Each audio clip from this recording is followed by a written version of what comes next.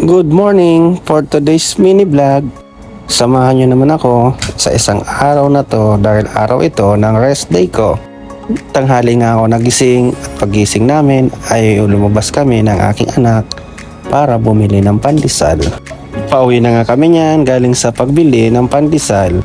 Bumili nga lang kami ng 50 pesos na pandesal with malunggay. Request kasi ng anak kong panganay, nakakain daw sila ng tinapay ngayong almusal nila. Kaya naman nagmadali kami ng dalawa kong anak na lalaki at ang bunso kong babae na pumunta ng palengke at bumili ng pandesal. Wala kasing malapit na bilihan sa amin. Talagang sasadya ka dito sa bayan at pupunta ka talaga sa bakery para makabili ng tinapay. At pagdating nga ng hapon ay nag-asikaso naman kami ng aking mga anak at aking asawa dahil aalis kami ngayong araw na to. Mga 2:00 na nga yan at pupunta kami ng Antipolo upang magsimba. Ngayong Sabado nga kami magsisimba dahil bukas Sunday may pasok ako ng 4:00 ng hapon. At ito nga, nagpe-prepare na kami na umalis at pumasok na itong mga anak ko sa loob ng kotse. At ako naman, pagpasok ko sa loob ng kotse ay nagdasal ako at humingi ng gabay para sa aming biyahe. Hindi ako nagdadrive ng sasakyan na hindi muna nagdarasal. At maya-maya pa nga ay umalis na kami ng aking pamilya. Nakakatuwa nga ang araw na to dahil walang traffic sa daan. First time ko atang magbiyahe dito na walang traffic sa ganitong araw. Mostly kasi pag ganitong araw ng Sabado ay masyadong matraffic dito sa daan papuntang Antipolo. At pagdating namin sa Antipolo ay dumiretso kami dito sa I-Mall at dito na kami nagpark ng aming sasakyan. Lalakarin na lang kasi namin papuntang simbahan. Medyo malapit lang naman kasi ito papuntang simbahan. At pagdating namin dito sa Bandang Plaza ay nagtakbuhan na agad itong dalawa kong anak. Tuwang-tuwa sila dahil makikita ulit nila yung mga isda dito sa plaza. Nung huling punta kasi namin dito ay noong nakaraang December bago magpasko. Akala ko nga wala na itong mga display dito na mga aquarium at mga isda dito sa plaza. Kaya naman tuwang-tuwa itong mga anak ko at nakita ulit nila itong mga fish daw na pinagkakaguluhan nila. Mahilig nga ito sa isda itong mga anak ko. Kaya naman nung umuwi nga kami ng Bicol noong nakaraang December ay talagang naglalaro sila sa dagat. Sadyang napakagandang tingnan itong aquarium dito sa plaza ng Antipolo. Samot-saring isda ang makikita mo na makulay. Ito ata yung isda na hindi talaga lumalaki. Ang liliit lang nila dahil nung huling punta namin dito ay ganito rin sila kaliliit. At pagkagaling nga sa aquarium ay nakita pa rin nila itong buhangin dito sa may bandang labas.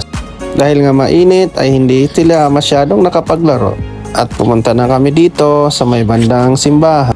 Pagdating nga namin dito sa loob ng simbahan ay mayroong ikinakasal. Kaya naman ay nagdasal na lang kami dito sa mga puon. Ito naman ang ginagawa namin kapag pupunta kami dito ay nagdarasal kami dito sa mga puon. At ito nga ay kasalukuyang nagmamas para sa kinakasal. Nakinood na nga lang kami at nakinig ng misa dito sa kinakasal. Medyo konti nga ang tao sa mga oras na ito. Kasi dati pag pupunta kami dito ay talagang laging puno itong Antipolo Cathedral. Pero itong mga anak ko ay sobrang lilikot at nagugutom na daw sila. Pero itong anak kong lalaki ay nagyaya dito sa sindihan ng kandila. Yung anak kong babaeng bunso ay gutom na raw siya at nagyaya ng kumain sa McDo. Pero sabi namin ay sisindi muna ng kandila itong anak naming lalaki. Dahil hinihila ko dito sa sindihan ng kandila. At ito nga ay napagbigyan na ang hiling nitong bata. Nagsindi siya ng kandila at may nakita siyang kandila dyan na walang sindi ay kinuha niya na rin at kanyang sinindihan. Pero itong anak kong bungsong babae ay inihihipan ang kandila ng mga may sindi.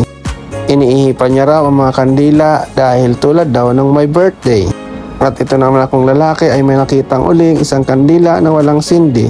Kinuha niya nga ito at kanyang sinindihan. Agad na nga kaming dumiretso dito sa McDonald's pagkagaling namin sa pagsindi ng kandila. Gutom na talaga itong mga bata at kami rin mag-asawa ay nakaramdam na rin ng gutom. At mabilis nga kami nakapag-order dito dahil walang masyadong tao.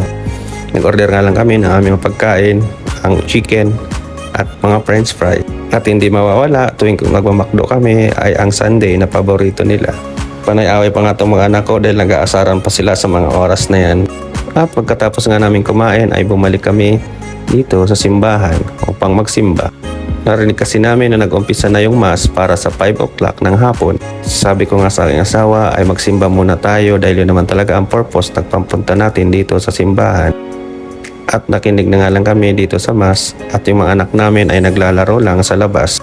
Hindi nga namin natapos yung mass dahil yung mga anak namin ay nagyayaya na upang maglaro uli doon sa plaza. Kaya naman ay sinamahan na namin ito at bumalik kami sa plaza upang maglaro sila. At habang naglalaro nga sila ay may nakita ako sa taas sa empapawid na gumuguhit na airplane. At yung asawa ko ay tamang panonood na lang din sa mga batang naglalaro dito sa plaza. Dito na nga lang kami naupo sa gilid upang marinig pa rin namin ang mass sa simbahan. Habang kasalukuyan naglalaro itong aming 3 anak sa may buhangin. At maya-maya pa nga binuksan na itong fountain dito sa may plaza. Pero hindi pa rin ito pinansin ng aming mga anak at kasalukuyan pa rin silang naglalaro dito sa may buhangin. Nakaupo na nga sila sa may buhangin at tuwang-tuwa sila sa kanilang ginagawa. At maya-maya pa nga iniyaya ko na sila upang makauwi na rin kami. Ayaw pa nga nilang umuwi at gusto pa rin nilang maglaro doon sa buhangin. Kung ano-ano kasi yung ginagawa nila doon sa buhangin. Gagawa sila ng castle at kung ano-ano mapagtripan nila. Kaya naman hinayaan na lang muna namin sila at pinagbigyan sa kanilang gusto. Tuloy nga lang kami dito sa may gilid at nanonood lang kami ng aking asawa. At ako naman ay tamang video na lang dito sa paligid ng Antipolo Plaza. Makikita mo nga rito ang Victory Park Mall dahil sa harapan din ito ng simbahan. At habang gumagabi na nga ay nakikita namin na medyo dumadami na rin ang tao dito sa plaza. Marami rin talaga sigurong namamasyal dito pagdating sa gabi. At bago kami umuwi ay nagyaya pa ulit itong aming mga anak na balikan nila itong mga isda dito sa aquarium.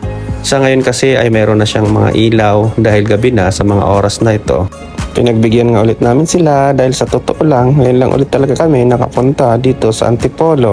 Ngayon lang ulit kami nakapasyal ng aking buong pamilya. Medyo gipit din kasi kami sa budget nitong mga nakaraang araw, nakaraang buwan. At pagkatapos nga yan ay umuwi na rin kami.